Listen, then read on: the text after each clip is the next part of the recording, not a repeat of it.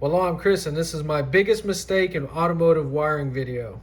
And that is wiring accessories to ignition on with the key. And if a little bell didn't go off, you probably need to watch this video. So before push button start, your car should have some kind of switch like this. So these are the positions on an ignition switch. But we're only going to be talking about these two branches of circuits.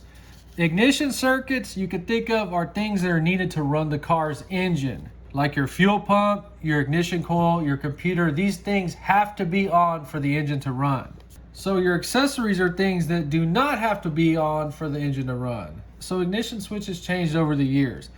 This is hot from the battery, and whatever it's touching, it's going to energize those circuits.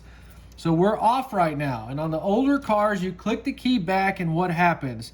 You can turn your radio on, and just depending on what is hooked up. So we turn the car back off. Now we turn our key on, this is ding, ding, ding, ding, our ignition's on, radio comes on, sometimes your blower motor. You see how everything to run our engine is now energized, and so is our radio. But what happens whenever we turn that key? The radio will cut off, wipers will cut off, certain things will cut out.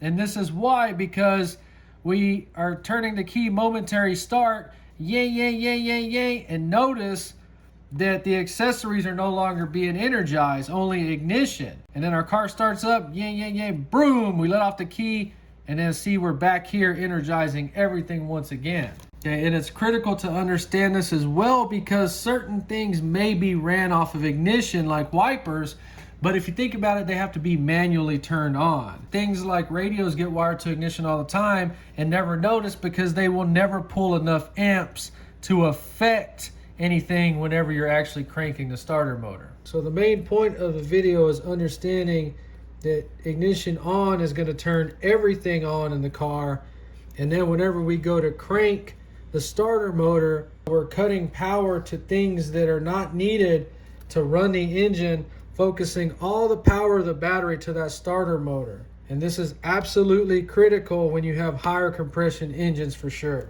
So then we shut everything back off. And keep in mind, there's another set of circuits that bypass your ignition switch 100%. The key doesn't even have to be in it. We'll call those emergency. Those are going to be your brake lights, your hazard lights, sometimes headlights, and blower motors as the cars got newer. And always keep in mind, you have these three branches of circuits, and this is the way it should be wired in theory.